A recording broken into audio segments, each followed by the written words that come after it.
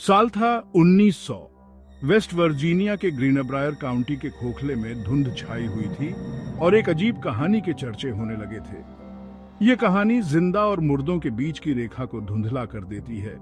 एक ऐसी कहानी जहां एक बेचैन आत्मा अपनी छोटी कर दी गई जिंदगी के लिए इंसाफ चाहती थी। ये कहानी है एल्वा जोना हेस्टर शू की, एक जवान औरत जिसकी बेवक्त मौत ने एक खौफनाक राज का पर्दाफाश किया।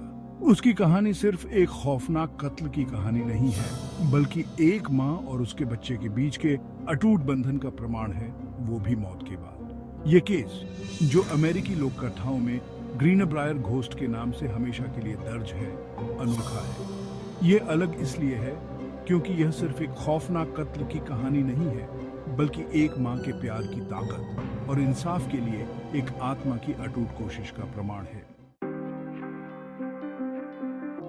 एडवर्ड शू, एक खामोश आदमी जो अपने लोहार के हुनर के लिए जाना जाता था, एक नई शुरुआत की तलाश में ग्रीनब्रायर काउंटी आया था। वो कम बोलने वाला इंसान था, उसका अतीत रहस्य में डूबा हुआ था। उसके आने के कुछ समय बाद ही उसकी मुलाकात एल्वा जोना हेस्टर से हुई, जो अपनी जिंदा दिली और दिलकश हंसी के लिए जानी जाती थी। एल्वा उस रहस्यमय लोहार पर फिदा हो गई और उनका प्यार परवान चढ़ा। उन्होंने 1899 के पतझड़ में शादी कर ली। उनका मिलन अंधेरे और उजाले के बीच एकदम अलग था। उनके समुदाय ने एडवर्ड और एल्वा का स्वागत किया। उन्हें इस बात की कोई खबर नहीं थी कि उनकी साधारण सी दिखने वाली जिंदगी के पीछे क्या राज छुपा है। जनवरी की एक सर्द सुबह ग्रीनब्रायर काउंटी की शांति उस वक्त टूट गई। एक जवान लड़के को, जिसे शू परिवार के घर भेजा गया था, उसने एल्वा की बेजान देह सीढ़ियों के नीचे पड़ी हुई देखी। उसकी मौत की खबर जंगल की आग की तरह पूरे समुदाय में फैल गई, जिससे हर तरफ सदमा और अविश्वास फैल गया। एडवर्ड, जो बहुत दुखी लग रहा था, उसने बताया कि उसने अपनी पत्नी को सीढ़ियों के नीचे पाया। उसकी गर्दन टूटी हुई थी। उसने दावा किया कि वह जरूर फिसल गई होगी और गिर गई होगी, एक भयानक दुर्घटना जिसने उसकी जवान दुल्हन की जान ले ली। हालांकि उसका दुख कुछ अजीब सा खोखला लग रहा था। एक ऐसे आदमी के लिए जो अभी अभी अपनी पत्नी को खो चुका था, उसका व्यवहार बहुत ज्यादा शांत था। जैसे ही समुदाय एल्वा के गुजर जाने का शोक मनाने के लिए इकट्ठा हुआ, शक की कानाफूसी शुरू हो गई। एडवर्ड का बर्ताव और भी अजीब लगने लगा था। वो बेचैनी से इधर उधर टहल रहा था। उसकी नजरें दूर कहीं खोई हुई थीं। उसके शब्द आधे अधूरे सच और विरोधाभासों का मिश्रण थे। उसने किसी को भी एल्वा के शरीर के पास जाने से मना करते हुए जल्दबाजी में उसका अंतिम संस्कार कर दिया। उसने उसके चेहरे पर एक चादर डाल दी, यह दावा करते हुए कि उसकी गर्दन देखने लायक नहीं बची है। स्थानीय डॉक्टर, जो एपलाचियन क्षेत्र के लोगों के कठोर जीवन और आकस्मिक मौतों का आदी था, उसे गलत काम पर शक करने का कोई कारण नहीं मिला। उसने एल्वा की मौत का कारण दिल की धड़कन का हमेशा के लिए बंद हो जाना और दिल की बीमारी बताया। ये एक ऐसा निदान था जिससे समुदाय में बढ़ती बेचैनी कम नहीं हुई। भाग 5, एक मां का दिल। एल्वा की मां मैरी जेन हेस्टर ने अपनी बेटी की मौत को एक हादसा मानने से इनकार कर दिया। गहरी आस्था और अटूट विश्वास वाली महिला मैरी जेन के दिल में एक बेचैनी बढ़ती जा रही थी।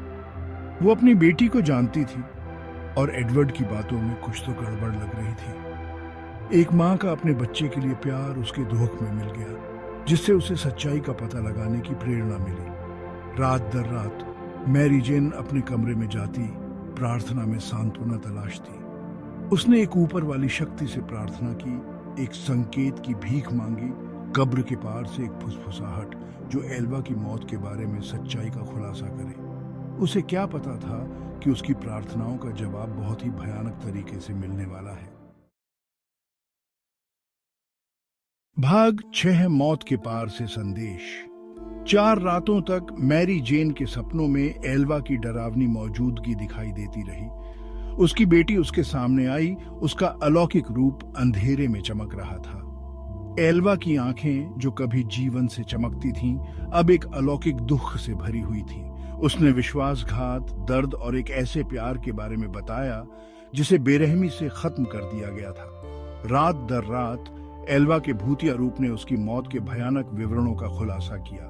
उसने एक हिंसक संघर्ष के बारे में बताया, एडवर्ड के गुस्से के बारे में बताया और बताया कि कैसे उसके हाथों ने, जिन हाथों को उसे प्यार करना था और उसकी रक्षा करनी थी, ने बेरहमी से उसकी जान ले ली।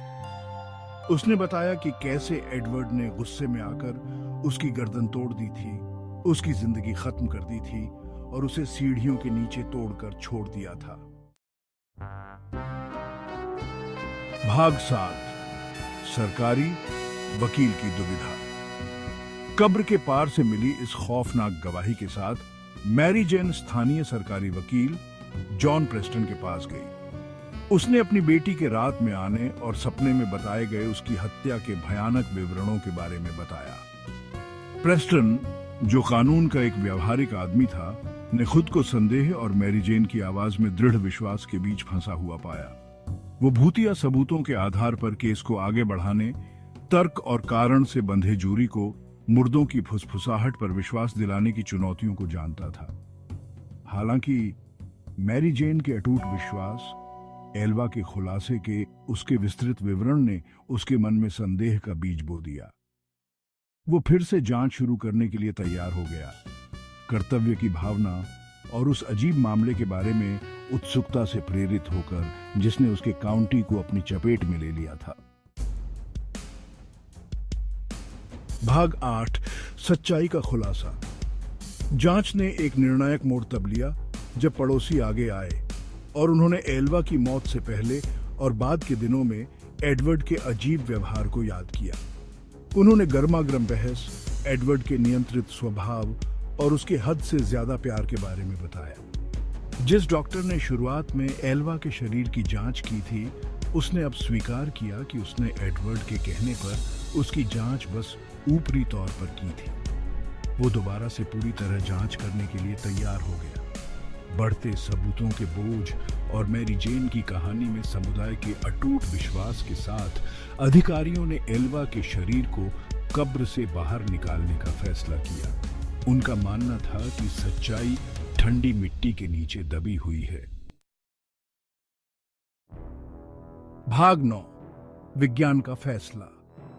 कब्र से बाहर निकाले गए शरीर ने उस भयानक सच्चाई का खुलासा किया जिसे एल्वा की आत्मा इतनी बेसब्री से बताना चाहती थी। डॉ जॉर्ज कन्नप, जिन्हें कब्र से बाहर निकाले गए शरीर की जांच करने का दुखद काम सौंपा गया था, ने पाया कि एल्वा की गर्दन वास्तव में टूटी हुई थी।